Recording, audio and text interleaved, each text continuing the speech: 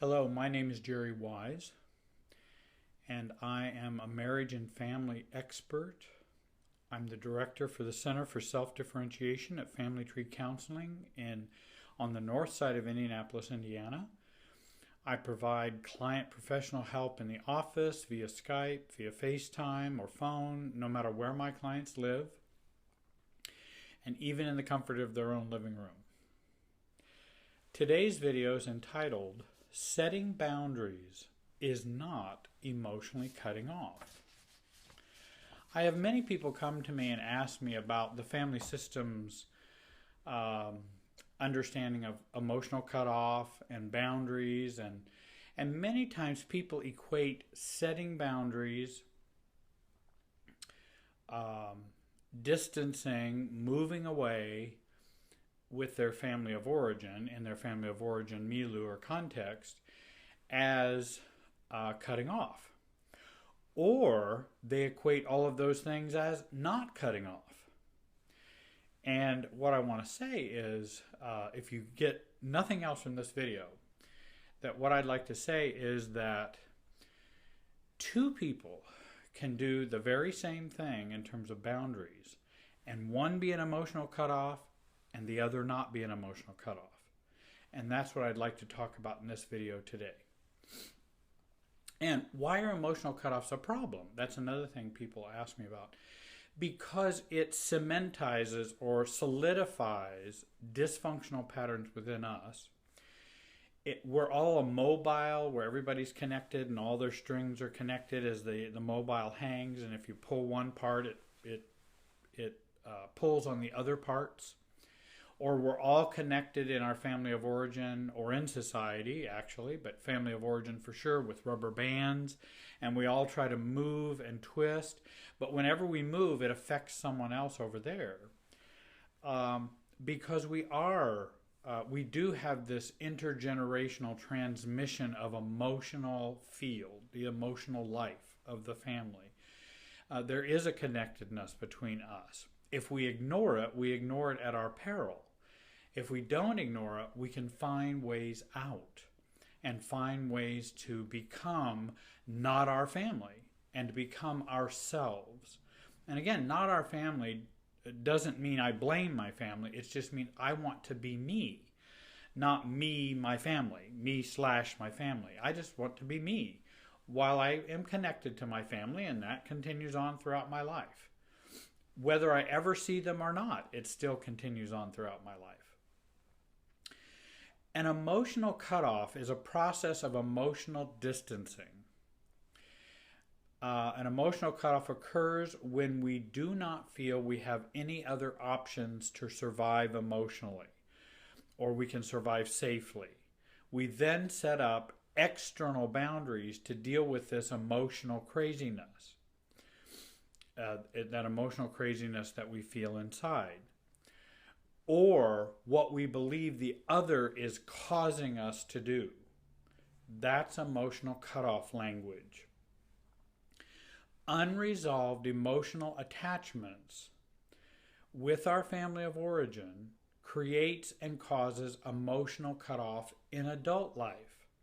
And again, people say, well, why does that matter? Because emotional cutoffs in one area of your life can affect emotional cutoffs in other areas of your life. So it's not like we can just do it over here and it not happen over here. Such as, I want you to show me any marriage, any relationship, where one of the spouses have completely cut off from their parents and their family of origin, and that it does not affect their marriage in a negative way. I have just not found anyone. Maybe you know someone, maybe you're the exception. So you don't have to write me and tell me you're the exception. I understand you might be. But for the majority of people, it does affect them in a negative way in their current adult relationships. Many people will say it doesn't affect me, and I'm much happier and better off. I understand you're happier, and I don't deny that. But I'm not sure it doesn't affect you in your current relationship. Many times people are in denial about that because they just want to believe they made a good decision and feel guiltless or not guilty about cutting off from their family. who might be very toxic and very unhealthy. Setting boundaries is a process of emotion it is a process of the emotionally mature adult self. Let me repeat that again. Setting boundaries is the process of the emotional mature adult self, choosing to limit the chaos or toxicity of others. But it is not an emotionally distancing process. An emotional cutoff does not really get us emotionally distant. That's the whole point that I've tried to make about emotional cutoffs. Many people feel they're emotionally distant when they emotionally cut off. The problem is you're just reacting to the overcloseness. And 180 degrees from sick is still sick. 180 degrees. And whereas boundary setting by a mature adult self isn't a 180 degree. It's a 90 degree act rather than 0 to 180 degrees. Emotional cutoffs does not really get us emotionally distant. It gets us some geographical distance. It gets us, well, I don't talk to my parents anymore. It gets us, I don't talk to my siblings anymore. It gets us to where it's not in my face. I understand that, and that can feel a little better. It really can. But I'm not sure it resolves it. And it actually functions as an enmeshment process. So that emotional cutoff functions as an enmeshment. We get too close because we're too distant. Intimacy is a paradoxical thing. And a paradox is you do the counterintuitive to get what you want rather than the intuitive, what you think should work. We do what doesn't work. Much like I was showing someone the fact of the Chinese finger cuffs. In fact, I see some right here.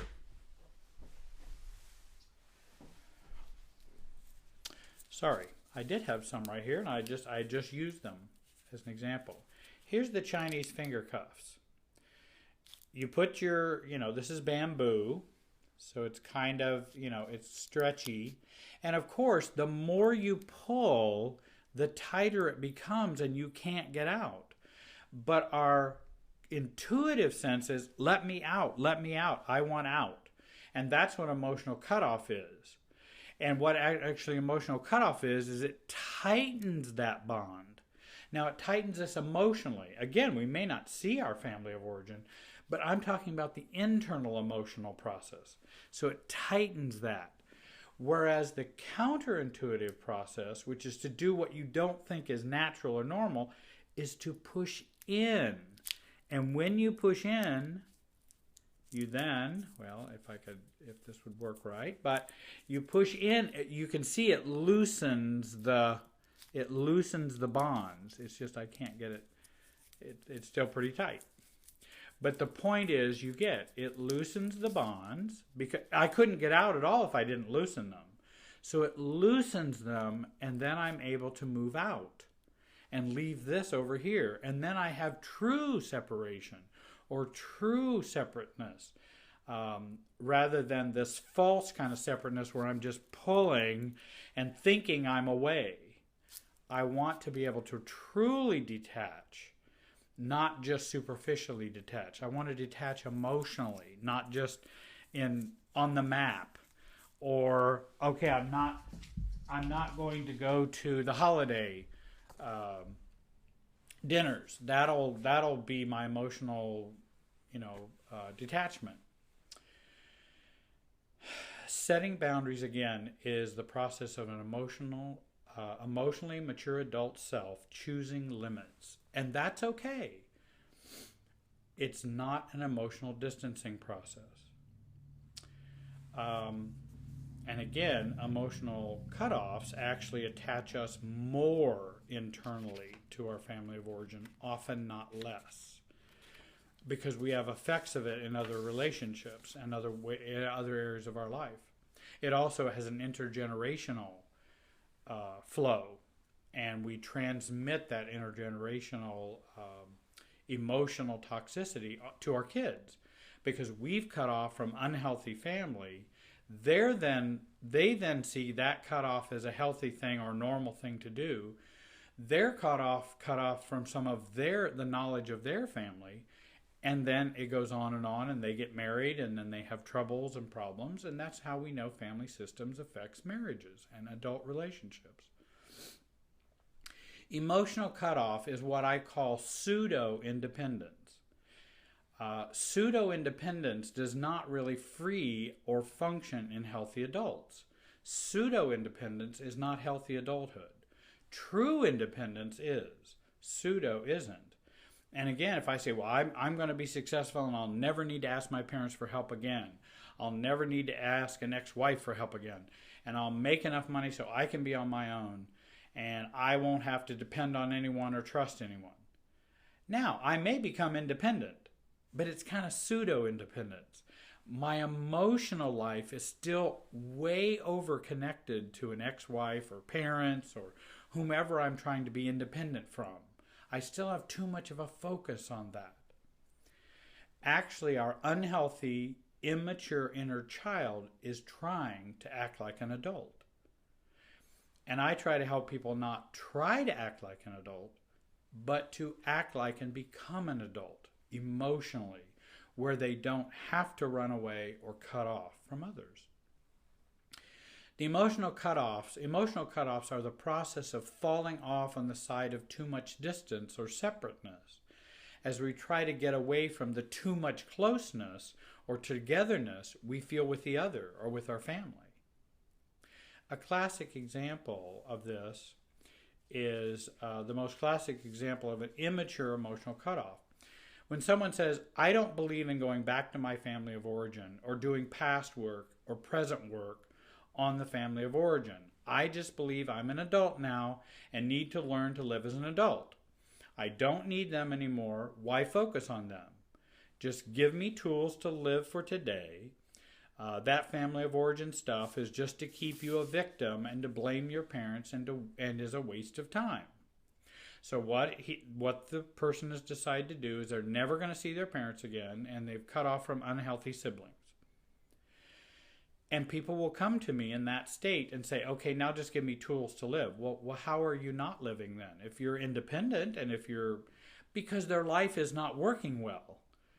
And they know that, and they think it has nothing to do with any of that cutoff. And I usually tend to say, you've got a bunch of issues in there that you keep stumbling over. I'm not saying, and again, they think I'm suggesting they might want to be best friends with their parents or best friends with their siblings. You don't have to be best friends with your siblings. You don't have to be best friends with your family or your parents. That's not what healthy, mature adults do. In fact, healthy, mature adults can even admit to the fact and believe the fact that, if I were choosing friends, I probably wouldn't choose my parents as friends. If I just met them I probably wouldn't even choose them. Or my siblings. They're not like me. That's okay. They don't have to be like you. Can you accept them being not like you and you not like them and not cut off? That's the real goal and trick. I don't have to treat them as though I just love spending time with them. I may not love spending time with them. But cutting off tends to sabotage or derail that maturing process. It would almost be like a 14-year-old running away from their family at 14 and never going back. Do you think that will ever have any impact on their life? Well, it generally tends to. Now, I understand there can be some circumstances in which survival is needful for us to do that. So for all of you who are going to write and say, well, my family's different, I understand. There are times in which, I might recommend. You can't do anything, but then I still recommend to them, even if you're going to not see your parents, not talk to them, not talk to your siblings. Okay, that's cool. What are you going to do about the siblings and the parents that are inside you? Let's work on that, because that's still going to help you not cut off. And it's going to be a positive thing to do that. I'm not telling you to go visit them for Christmas. What I'm telling you to do is let's work on the issues that they create for you internally, because just cutting off from them doesn't solve that. Another example of emotional cutoff, Mary had a dysfunctional family, alcoholic family, and very codependent and victim, an under-functioning mother, alcoholic father. The sister moves closer to the mother. Excuse me, I've got that. No, the mother was alcoholic. The father was very codependent, but the mother was very high functioning. The sister moves closer to Mary, and Mary, so that she, the sister, is now synergizing with Mary, and they're getting along. Now that she's moved closer and also closer to their mother, Mary's sister and the mother are now getting closer, leaving Mary out. So they've formed an unhealthy bond that leaves Mary out of the system, creating a triangle. So Mary chooses to distance herself from her toxic mother and from her toxic sister, but does this due to her jealousy of her sister and desire for a healthier relationship with her mom she just started to have before her sister moved close to them. So now she is more distant and feels more settled inside, but she's still left with the painful jealousy, neediness, hurt, and loneliness. That's the problem. You might feel more settled or more relaxed, but you got all this emotional roiling going on inside. Let me share with you what an emotional cutoff is. Then I'll share what healthy boundaries are like. Emotional cutoff, I act with leftover feelings I don't deal with and choose to distance myself from another or others rather than deal with those feelings. That's the basis of an emotional cutoff. That's what underlies it. I disconnect because I can't handle the relationship emotionally. I use emotional cutoff as a means to change my family of origin or to get them to value me more or to be more empathetic. Well, I'll just punish them. Whenever we cut off to punish, and again, that can be kind of unconscious because we may not realize that. Whenever we cut off to try to punish, that's an emotional cutoff. That's not boundaries. Well, I'm going to set these boundaries. I'm just not going to text or call them anymore. Actually, what we want to do is punish them and change them so that they'll respect us or care about us more. That's an emotional cutoff. That's not boundaries. That's not healthy, mature boundaries. I use my black and white thinking or all or nothing thinking to decide I need to cut off. And again, someone is either all good or all bad. And often cutoffs have to do with that. Acting in the relationship out of irrational expectations or unfulfilled fantasies of the other will result in cutoff or enmeshment. And again, we have these unrealistic expectations. Just as Mary had the expectations with her alcoholic mom, who's high functioning, and so she can relate to her, but the problem is she's hoping her mom will become the mom she always wanted. And now Mary's sister is come in and kind of undermine that process. But the problem is she's more likely to cut off because she's still hoping for the mom she never had. Now, I believe Mom and Mary can have a better relationship because the more calming we do and the more maturing we do as individuals, we actually end up, it tends to lift all boats on the ocean. And so we can have oftentimes a slightly better relationship with a parent that we'd like to relate to. But the thing is, it's never going to be enough to turn them into the fantasy parent that we always wanted. We still have to deal with us, our needs, and taking care of us, and not change them so that I can be happy. Otherwise, we're going to end up getting disappointed, mad, hurt, jealous, and we're going to cut off. So, what is not emotional cutoff? Or what are maybe healthy boundaries? Setting boundaries which are based in my own choosing, values, and beliefs, not to punish or change them, or because I can't handle it emotionally. For example, well, I'll give you some examples. Not tolerating unhealthy or toxic behavior can be a boundary. If you are going to swear at me and all you're going to do is swear, I don't like that, that's abusive. It's emotional verbal abuse. So what we'll need to do is limit our interaction to texting or to email, because I don't want to hear those verbal discounts. So that's a boundary. And, you know, I've asked you many times and you haven't respected that. So we're going to go to that. And then eventually, let's just say worst case, the person has cussing Tourette's. You know, they can't stop cussing you because they're mad, they're angry, or they're alcoholic, or who knows what the problems are they're having, because they've had their own problems. And we may have to say, I'm not going to be communicating to you except through letter, because I don't want to subject myself to the verbal abuse. Now, we can say I can't stand it.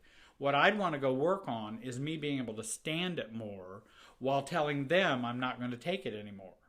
But I want to work on increasing my ability to have a more emotional, tougher skin and see them as not well and not take their words personally. I want to be neutral about what they're doing. If a JCPenney clerk cusses at me, that's not going to bother me all that much. I'm going to go, I wonder what's wrong with her. You know, I wonder what's wrong with him. That doesn't make any sense. I'm not going to take it so personally. That's where I want to get to that neutrality state. Setting boundaries are about having non-negotiables. It's about staying in place emotionally and not moving emotionally. It's working to stay in place at the 90-degree level, not either going to the 0 or the 180. And that's not always easy, but it's a worthwhile goal.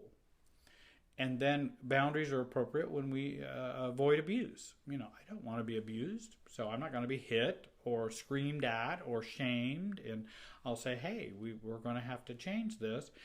I'm going to work on not caring about the shaming or the cussing. I'm going to work on not caring about that.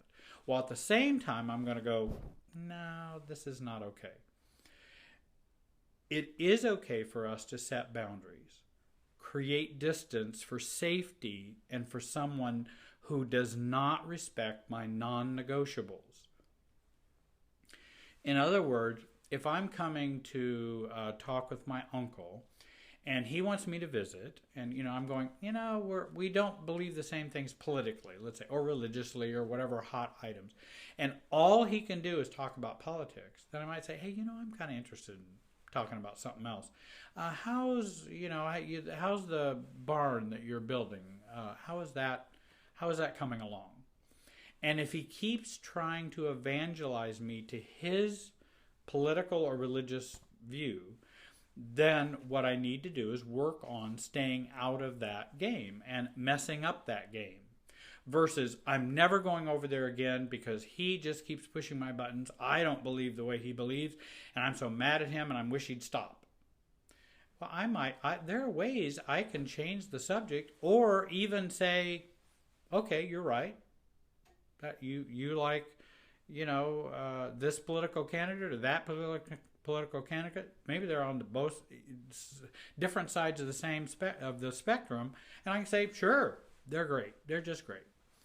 And, then I'm going to be one who's not going to be one to fight with. There's no argument we're going to have because it doesn't mean anything to me. So there is no argument. And I'm interested in changing the process, not just the content. The content I don't care about. No president has called me for my advice. No president has called my uncle for his advice. So what? We're one vote. I mean, that's who we are. Not that vote is unimportant, but that's how much power I have. And so I realize the limitations of my power to change things. So in brief, many ask me, why would I be asking someone to stay in emotional contact with an unhealthy family member? I don't ask anyone to stay in close proximity or over close friendship or acceptance of very toxic family members' behaviors. And when I say staying in emotional contact, that doesn't mean you're talking with them all the time and actually having that one-on-one contact with them all the time. What I mean is stay emotionally contact with them within you so you can deal with the ravages and what has affected you internally. That's what I mean by staying in emotional contact. What I feel is the most healthy is to stay emotionally connected, meaning emotionally neutral, while having healthy boundaries with unhealthy people and unhealthy family members. Again, the goal is to grow emotional neutrality and healthy boundaries. We are aiming at setting boundaries without emotional reactivity. Two people can set the same boundary, as I've said before. One can be neutral and one can be emotional reactivity. One neutral, one reactive. Same boundary. And what I suggest people do is not do the reactive. And that takes some learning and time and some help. And I think it takes some help from a coach or for a relationship expert. So it is not the boundary that defines the cutoff, but our internal emotional state, connectedness, enmeshment, and reactivity that defines the emotional cutoff. This is what I believe is the goal. This is what I believe is the goal and is very possible to attain. I have been helping people attain this for 35 plus years. And I know it works, and they usually come back and thank me many times for that help. It's not because I'm any genius or smart or so brilliant. It's that I have and know ways to help them achieve that, and that they're grateful for. But that's my job. If you'd like to learn more about emotional cutoffs, healthy boundaries, emotional neutrality, with those who have imprinted your life, your family of origin, your spouses, children, grandparents, and you can start, if you'd like to learn more about those things, contact me and you can start your work towards maturity, freedom, reducing emotional reactivity, and feeling strong and having a strong emotional backbone. If you just want to set up a one-time consultation, that's fine. I'm happy to do this to see if I'm the right professional for you to work with. I do charge for that consultation. However, you don't owe me future sessions. You can work as much as you want. I have people who meet 3 times a week. I have people who meet once every month or month and a half. I mean, it depends on where you are and what you're trying to achieve. Please see my contact information on the screen. I should have my email address and my phone number. If you want free resources, you can contact me and I'll send them to you, and also send you information about working with me. No matter what country you're in. Unfortunately, I just speak English, so we primarily work with the English speaking. I wish I spoke more. I did take German, but I don't speak enough German to do well enough in a coaching session. Please join our YouTube, Facebook channel, Family Tree Counseling. I want to thank you for watching, and have a great day.